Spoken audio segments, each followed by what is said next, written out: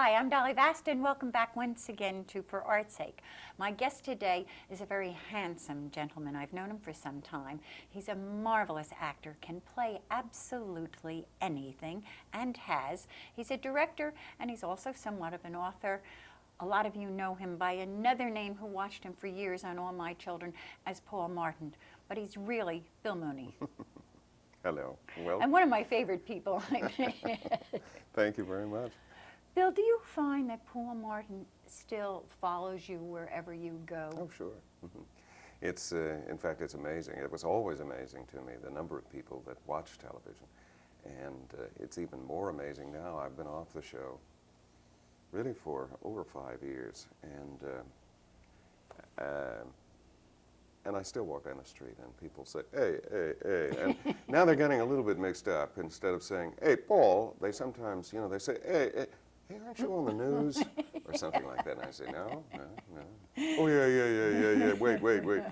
And so they, but it is amazing. It's, the power of television is quite extraordinary. Because it's funny, my secretary, when she told me you were on the phone the other day, and she came running in, she said to me, it's Paul Martin, it's Paul Martin. And I said, stop drooling, who is Paul Martin? And she said, you know, Paul Martin. Bill Mooney.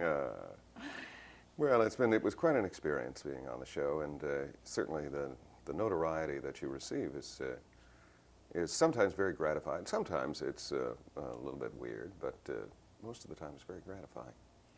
Do you find much local adulation from this role that you did? No, not really. I think that most people, particularly in the Northeast, are perhaps more inured to seeing actors, you know, strolling around close by them, and so, no, certainly not in town. But then, I have my regular routes to the grocery store, or wherever, to the hardware store. The glamour route, yes, right? And in New York, a lot of people are most of the people there are quite blasé about it, since there are a lot of actors strolling the streets there. So. Oh, that's true. Yeah. No, I really meant, because I remember one day we were in the bank, and you were on one side of the bank, and we're both from East Brunswick, and writing out my little slips, and you're over there writing out yours notes, and we both looked up, and you called over in that wonderful tone that you have. What are you doing lately, Dolly? How's the show going? So on and so forth. And three, cashiers kind of hung over and drooled. Oh, well, I don't know if they did that. Maybe they were just kind of hydrophobic, Maybe it was coffee break time. Nah. So what's Bill up to now? Well, I have been quite busy over the past year. I sat down and wrote a show for myself and for my partner, who is now here. And it's a show called Banjo Rev and the Blue Ghost, and it's a play that takes place in Civil War times, and it actually uses two historical characters, and one of them being a fellow by the name of Sam Sweeney, who was General Jeb Stuart's personal banjoist. And Jeb Stuart was the head of cavalry for Robert E. Lee's Army of Northern Virginia. And so Sam Sweeney was a former minstrel show man who had toured all over the world with his brother Joe Sweeney. And Joe was called the first minstrel show man ever. He would sit on the stoops of the slave cabins in Virginia. They came from Appomattox, Virginia, and would learn all of the songs from the African slaves. And then he would go perform them, not necessarily in blackface. That came later. He also took the Africans' instrument and their banjo, which was really a gourd with a long stick, a neck on it, and he flattened it out into a hoop and put the fifth string, the chanter string, on it. And he's credited with being the inventor of the modern-day banjo. So Sam Sweeney is Joe Sweeney's little brother, and Sam Sweeney is one of the characters in the play. And my partner in the play is David Holt, who has been on the Nashville Network, had his own show on it called Fire on the Mountain. And he plays a lot on the Grand Ole Opry, and he's on Nashville now, and all sorts of things like that. And he concertizes all over the United States. And he's a demon banjo player, as well as playing about 14 other different instruments. And my character is a fellow by the name of Phil Henson, who was from Corinth, Mississippi. And he didn't like the idea of Mississippi seceding from the Union, as a lot of folks up in northern Mississippi did not. And so he became an overseer on a plantation in order to escape being drafted into the Army.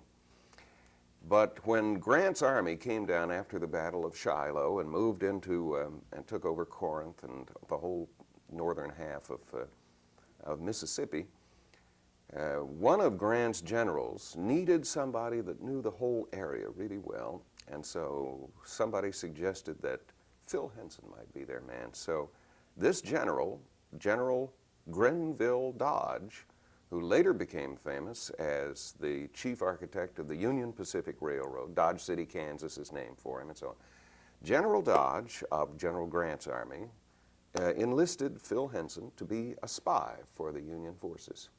So this play is about the meeting of Philip Henson, the Southern Union spy, meeting up with Sam Sweeney, who is General Jeb Stuart's personal banjo player, and it happens a few months before the end of the Civil War. And it's a show that has an awful lot of music in it, and it has, my partner plays squeeze box and all sorts of stuff, and he taught me how to play the bones, so when he plays the banjo, I play the bones with him. And the bones, these are not really bones, they're called bones, but they're pieces of wood. And what you do is you slip them between your fingers like this, and they're a rhythm instrument, so you go.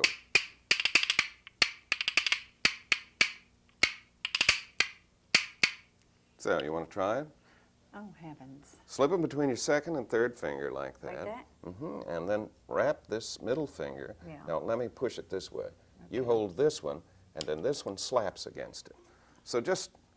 I feel rather spastic this morning. Just shake your hand now. See? Yeah, sure, Bill. Sure, Bill. Very So funny. you see what I was up against. Yes, sure. Make your host look like a yo-yo sitting here.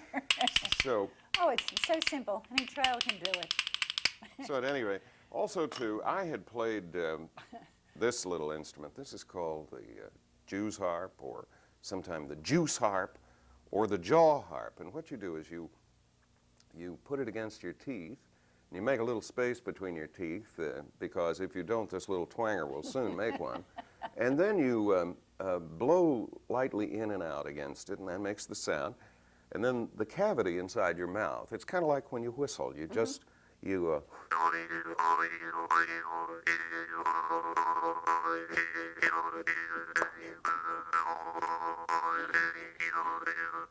So at any rate, that's some of the stuff that we do. We have about 25 songs that come from the Civil War period. It's a very funny piece. This is our poster. I don't know if you can go down that. Is that what we do here? Yeah. Hold on. So at any rate, we have a great deal of fun doing it, and we produced it ourselves, and it toured last year, and then it's picking up and touring a lot this summer. So and it'll then start in the fall too. So we travel all over the country with it. It's travels with its own set, and we have costumes, and we put on wigs and mustaches and all sorts of stuff like that. And look devastating. No, well, look devastatingly ugly. Here's what we look like. Or he looks wonderful. I look... Oh, I think that's wonderful. I don't know whether the camera can pick this one up or not, but we'll give it the old try here. But so at any rate, it was great fun sitting down to write this, and it took... I had started out by doing it. David, he had called me a year previous to that and asked me to help him write a one-man show that he was doing and put it together. So we had such a nice time working together that he said, you know, have you ever read anything about the Civil War? And I said, no, not really. I loathe war, and I like to run as far away from it as I can. And he said, well, you ought to read into it. There are a lot of wonderful stories. And I did start, and it's, of course, any buffs that are listening, of course, know that I'm a Johnny-come-lately. It's a fascinating, wonderful time. it's true. And a devastating, awful time. Yeah, it probably was one of the last times that this country really went through some tremendous struggle and war right on its own soil. Well, there are two, it's been said that there are two events in American history that truly touched everybody living. One was the Civil War. The other one was the Great Depression, Right. of the 30s. And that not World War II, not the Korean War, not the Vietnamese War, not World War I, any of those really touched everybody. There were people, you know, that did not have but relatives involved in it or anything like that. But certainly the Civil War and the Great Depression were the two scars that, you know, Right. are sitting on America's history. You also have another show that you do. It's a one-man show, half man, half alligator. Half horse, half alligator. Oh, half horse. I keep saying half man, and I don't know why I do that. Well, I don't know. Okay, half horse. Where did that come from? Where did the inspiration for that one come from? I was out years ago, back in the 60s, the early 60s. I was out with the national tour of A Man for All Seasons. We had finished playing in New York and went out for a year. And I was looking around for some kind of little program that I could put together that could go and play ladies' Tuesday afternoon literary and tea clubs, and they could walk out with the experience and I could walk out with the money. And so I started reading, and I've always been, you know, very enamored with American humorists, and so I was reading Robert Benchley and Dorothy Parker and James Thurber, and then I started reading back into the early 20th century and the late 19th century, and I started reading George Ade, and then further on back, and I got back to Mark Twain and earlier than that, all those boys, and there were a lot of humorists that were writing then, and their outlet primarily was in newspapers, and but the humor had to do with the moving frontier of these folks out trying to battle the wilderness and civilize it in a way. And so they were wild, wonderful people. And the title, to get back to your original question, comes from a description that was given to, sometimes given to a folklore character by the name of Mike Fink, who was a riverboatman on the Ohio and the Mississippi. And he was so mean and tough, he was called half a horse, half an alligator, part of a snapping turtle, and a bit of an earthquake thrown in too.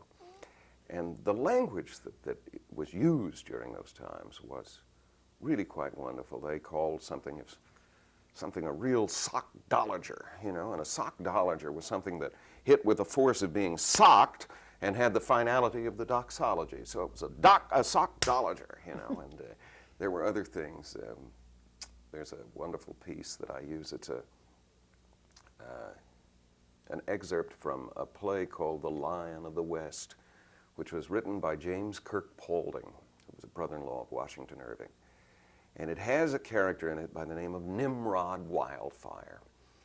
And in our history, we took mostly the plays from England or France, and they were played in America, and that's what was used. And there was no evidence of really pure American types in it until The Lion of the West and Our American Cousin and a few of these others that were written that used either the Jonathan figure from the Northeast, the, you know, down at the heels, out at the elbows, pawky Northeasterner, or the frontiersman, backwoodsman of like Nimrod Wildfire. And he, you know, he would use language like, I hope that may be so, or may I be teetotatiously exflunctified, and which means totally done in. But a wonderful, vivid language. And so Half Horse, Half Alligator was a compilation of a lot of these stories that came from the 19th century, and I used all sorts of authors, everybody except Mark Twain, since a fellow by the name of Hal Holbrook had pretty well sewn up yeah. the territory. Kind of has the market on that one. In fact, he and I were booked out by the same booking agency. And, but the show, Dolly, opened in Vienna, Austria, of all places. My wife was playing over there in the opera. She was in set in an opera house there. And so I worked in the English language theater there, Vienna's English theater. And it opened there, and then the State Department sent me on a tour throughout Germany and Austria and Switzerland. And then I came back here and opened it myself in New York, and RCA recorded it, and CBS filmed it, and then it toured, and I toured with that for, well, it's only been in the past 3 years that I haven't toured it someplace. So it kept us eating a long, long time. But You had mentioned some stories. There's a wonderful story that I include in it, a story by Captain T.H. Twining, and it's from a book of his called Gun Notches, which was written back in the actually it was published in the 20th century, but he wrote it back in the late 19th century. And I have to have my hat here to, it's a short story. I love that. Right. So, it's wonderful. When the railroad first built into Tucson, Pete Kitchen and some of his sidekicks was terrible proud of the fact. They were sitting around Fred Mace's Palace Saloon, hoisting them regular and blowing about what a hell of a great town they lived in, and how New York and Frisco wouldn't amount to much, being so far away from Tucson. Finally, Pete got the idea that maybe they ought to send out a few telegrams, let people know that the railroad had sure enough reached Tucson. Now, some maverick thought they ought to send the President of the United States a wire, but Pete says if the main boss of the USA didn't already know about it, he's sure too dumb to be wasting telegrams on. Well, finally, Pete got the reasonable idea that maybe the Pope, being so far away in Europe or wherever the hell he hung out, might know about it yet. Now, nobody knew where the Pope lived, but Pete's Mexican wife, Donna Anna, was a good Catholic, and Pete says it's a cinch she'd know the old boy's address. So they sent a messenger out to the ranch, and Donna Anna sent back word that the Pope lived in a town called Rome.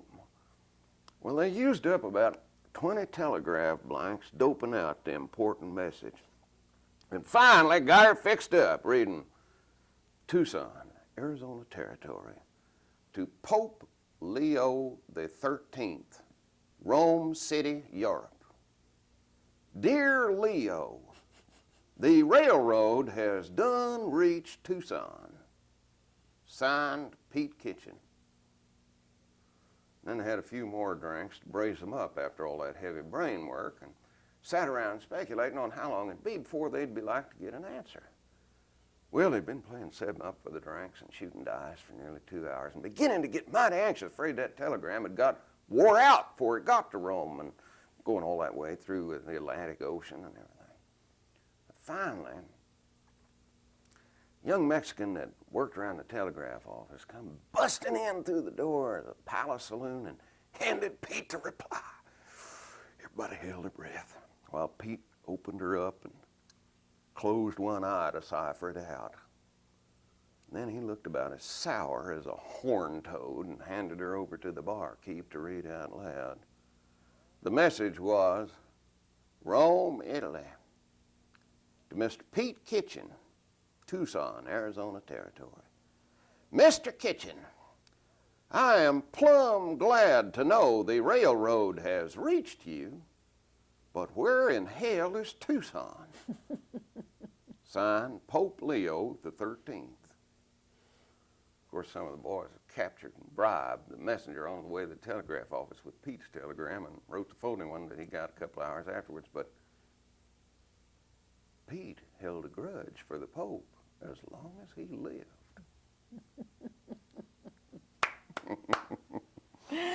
Oh, that was wonderful. So they're charming, lovely, innocent stories, and they're not, you know, today we're very much with our comics and with Johnny Carson and so on, very much inured to the one-liner. These are not one-liners. I mean, they're humor. It's, you know, Gentle. it slides in, and it always is accompanied by a story, and it's a lovely turn of phrase, and so I like that. There was a wonderful actor, and his son is now performing, Schreiner. Mm-hmm. Herb Schreiner. Herb Schreiner, who From did, Indiana, I believe. right, who did so many of those stories, or that type of humor. And I don't think he's alive anymore. I don't know. Herb Schreiner's not, no, but his son certainly is doing Yeah. very well. And, Yeah. You know, there was there's the wonderful Jewish comedian Myron Cohen, Oh, yeah. who for years was, I haven't heard from him in some time, but one of the best storytellers I think I ever heard. And of course, you know, until just recently, Garrison Keillor on A Prairie Home Companion on public radio. I think he's possibly the best storyteller I have ever heard in my life. There was just a discussion on storytelling versus the one-liners, and I think it was Milton Berle who was being, and I could be mistaken, but I thought it was him. They were interviewing him, and he was saying that with the one-liners in the New Young comics, although there were so many great ones, the storytelling, the whole thing of telling a story, humorous story, was kind of falling by the wayside, and they would hope that it would come back. I think it will. I think it always will come back. People love a good tale. Oh, yeah. That's what keeps soap operas going, is that the fact that they're getting a good tale. People wouldn't watch if it were not interesting. That's why people continue to read, good novels. That's and true. Why they waited on the docks for the next installment of Charles Dickens' novels, and did the same thing over in London for Mark Twain's novels that were serialized. How did Bill Mooney get started in this business? Well, I had always been a show-off, even as a kid, and so I grew up in Arkansas, and in a little bitty town, and I remember when I was 15, I hitchhiked up to Little Rock, which I couldn't imagine any city being possibly larger than Little Rock. It was just overwhelmingly large. And I saw, the first show I ever saw was South Pacific with Janet Blair and Webb Tilton and Dorothy Franklin. And I was staggered. And then I saw Mr. Roberts with Todd Andrews, and I saw John Brown's Body with Tyrone Power and Raymond Massey and Ann Baxter. And I really thought, if they have a tenth as much fun doing it as they have given me watching them do it, then hi diddly dee, an actor's life for me. I've come to wonder if, this may sound a little highfalutin, but I also come to wonder that possibly I've done it because being an actor, you can live many lives within one life. And you're not stuck doing the same stuff all the time, day in, day out. And routine has never thrilled me. So it's nice to be able to switch and change and do this and do that. And, you also know that if you're playing a character that you don't particularly like, you know that it's got an end to it someplace. You don't have to be that person for very long. Eventually you get rid of them, right? That's right. All right, you have twin sons. Mm-hmm, I do indeed. Yeah, they're in college, right? Yes, they are. Yeah. What happens if they come to you and say, Dad, we want to go into the business? Well, that's not going to happen. In fact, it's been very interesting. My wife, who is now on the faculty at Rutgers University and is a music professor, was an opera singer for many years. And then I, of course, being in the theater. And the boys have only recently talked about it to us, and they have both said, no, we've seen the ups and downs of it, and we don't want to have anything to do with it, and that it's nice. One boy is quite musical, plays the guitar reasonably well, and enjoys it, but he has no interest in doing it for a living. He simply does it for his own enjoyment, which I think is great. I don't think, there's nobody out there calling and saying, Dolly, come be a star, or Bill, come be a star. It's Wouldn't it be wonderful? It's a fight constantly, but it's a fight for a writer, or for a musician, or for a painter, or anybody like that. So my feeling is, if you want to do it, great. But if you don't, I think that's so wonderful because you save yourself a lot of anguish. But I think anybody out there, young person, even old person, I know a number of people who retired from regular jobs that always wanted to be an actor and have gone in and have done And really they quite started- well. That's yeah. right, a second beginning, so to speak. Yeah, Absolutely. But they have their retirement pension to pay for their involvement in what they really want to do. Well, do you think the business today is more youth-oriented, and yet You know, we talked earlier about this, and you said, yes, the soap operas were bringing more youth into their storylines rather than us older, more dignified folk. Yeah, well, I think that's part and parcel with, you know, our country has always been a young country. It has been a country that places a great premium on youth and on vitality and on beauty. And so I don't see why it should change overnight, even though our population, granted, is getting older. We're having more and more people in retirement age and so on. I think this is changing somewhat. We're seeing it on nighttime TV. We're seeing more people, but more mature people, more old alta. No, No. Bill, wash your mouth out with soap. but actually, I don't think that's any different from how it's been for, you know, a couple of centuries. That we've always liked to see young, gorgeous people up before us. Well, back to a lot of, what is that, retin-egg cream? Maybe so. I don't know. It's nice to have gone through it, and I don't know that I'd want to make the trip again, though. No, I don't think I would. I don't really think I would. I would either. Bill, if people were really interested, or groups interested in your banjo reb, how would they get in touch with you? Well, they can call me in East Brunswick, or, and I'm in the phone book, or I'm booked out by Bill Fegan Attractions, F-E-G-A-N, in Dallas, Texas. And the phone number is... No. But very worthwhile, I'm sure. Well, I think it's a very enjoyable evening, and it's got a lot of conflict, and certainly enough conflict to keep you awake, and a lot of laughs in it, and a lot of good music. Well, you always keep me awake, Bill.